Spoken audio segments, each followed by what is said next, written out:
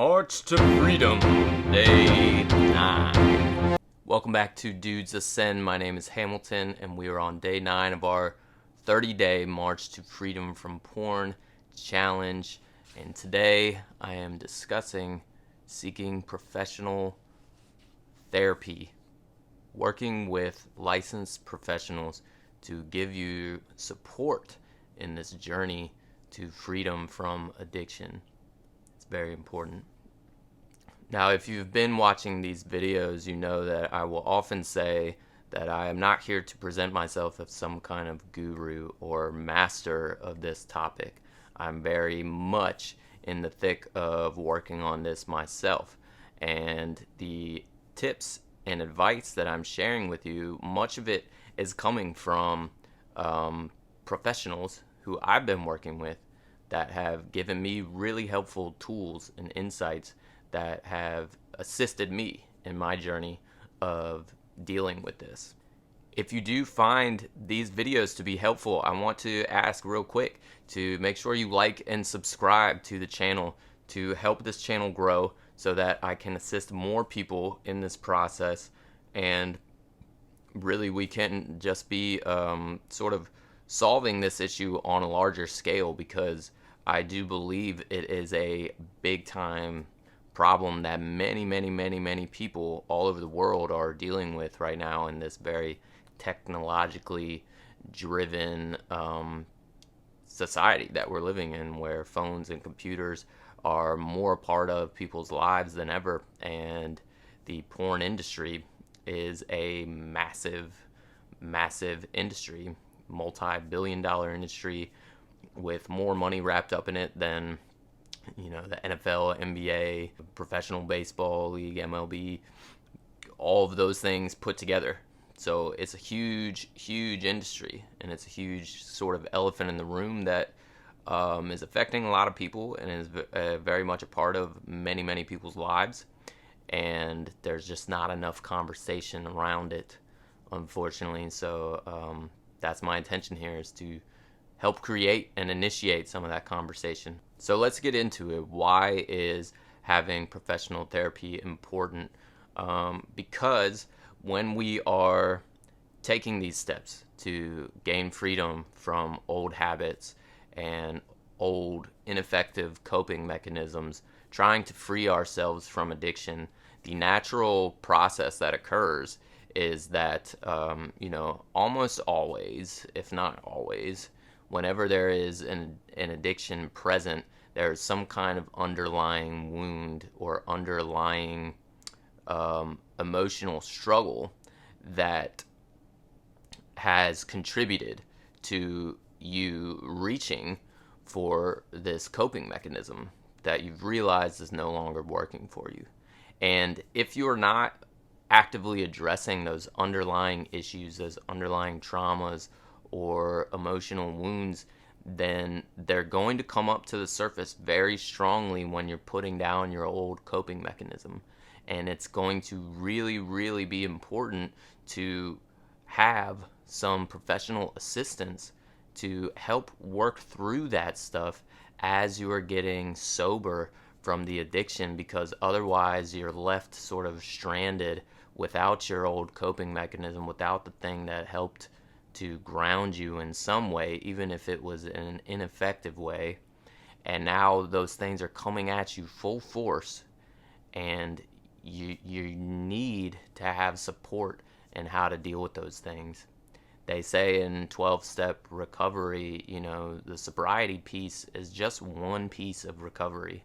And a lot of the work is not just about not doing the thing that you're saying you want to try to quit. It's very much about diving deep into what was underneath it. What were the causes? Why were you reaching for that thing? What were the things that you were trying to escape and run from? And how are you now going to face those things now that you're not running or escaping anymore? And a lot of times we're going to need help with that. So for myself right now, I've shared that, I'm currently in my hometown, Richmond, Virginia, spending some time with family and friends and really prioritizing this journey of healing for myself.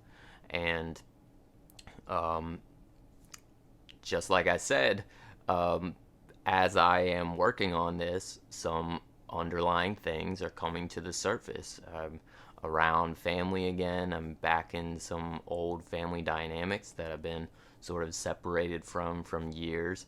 And just a couple days ago, I was sharing a little bit about that. I'd had a very emotional, um, intense argument with my mom, and for me, you know, that's been one emotional stress that, there's a lot of unresolved things between my mother and I, or, you know, emotional wounds going back to childhood. Like almost everyone has those.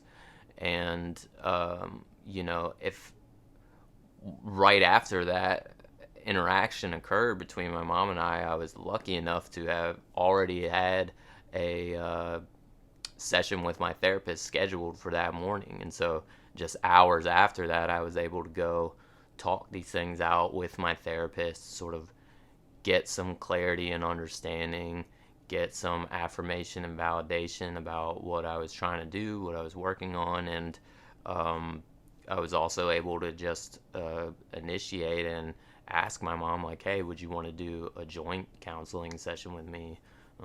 She's been seeing a therapist of her own, and so we're gonna do a session together with like her therapist. And I might be talking to her therapist first myself before doing that joint one. But um, this was key for me because I was very emotionally upset after that argument. And had I just gone and been by myself afterwards and tried to deal with those emotions on my own, I don't think that I would have had as much success staying away from porn, or working through it to a place where I felt grounded again, and where I felt calm. And like, even though it was painful, to be able to feel like I have a sense of like forward direction of like, okay, here's how I can address it in a healthy way, and here's how I can sort of move towards resolution and understanding. And I really needed that therapy session that day, and it really helped.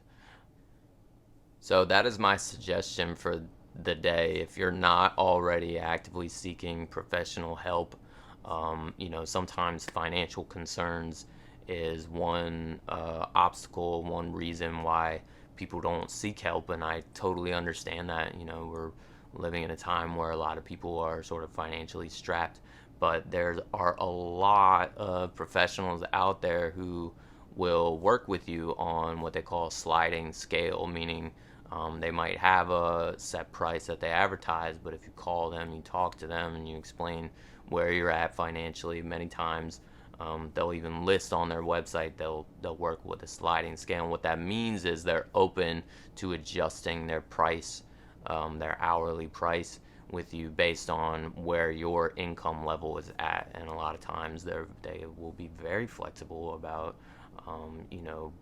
finding a price for you that works.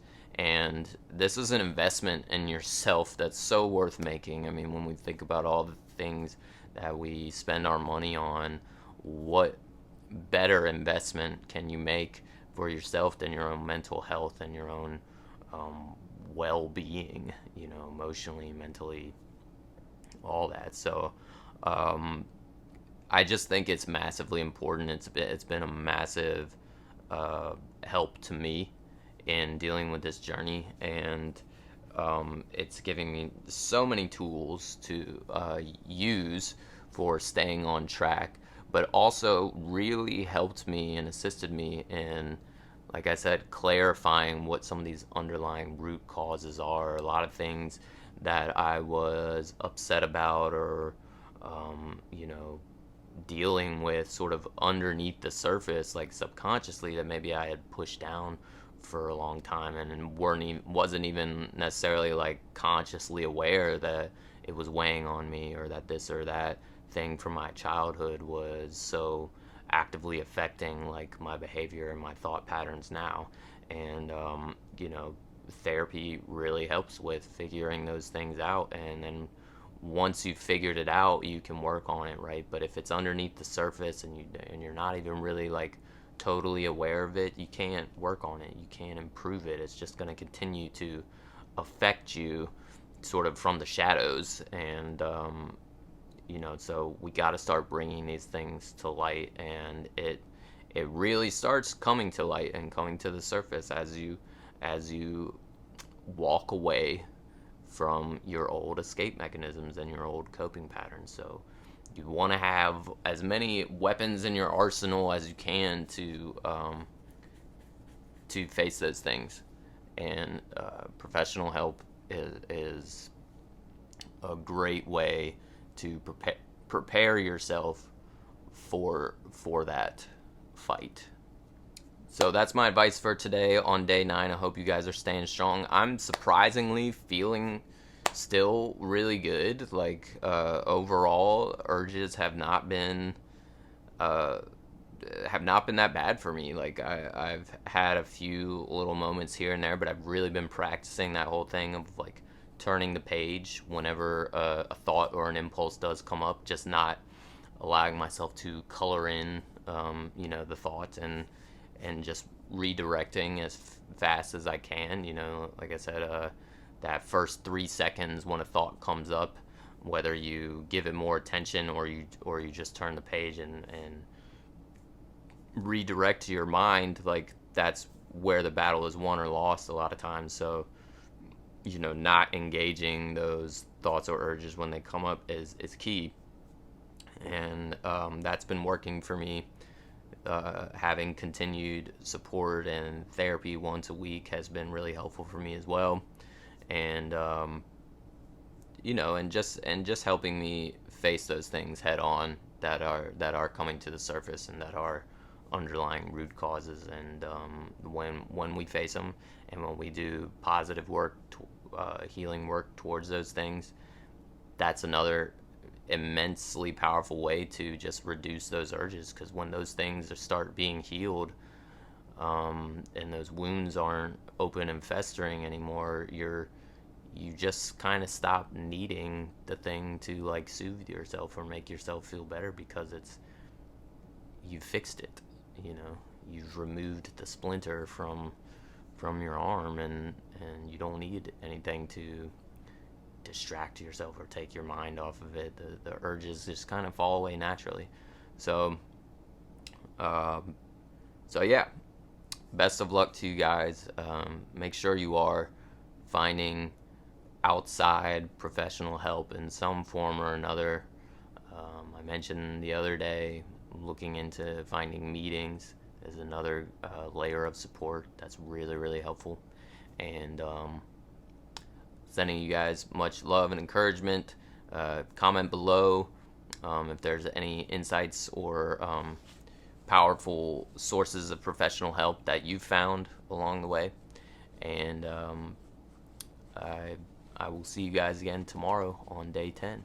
Peace.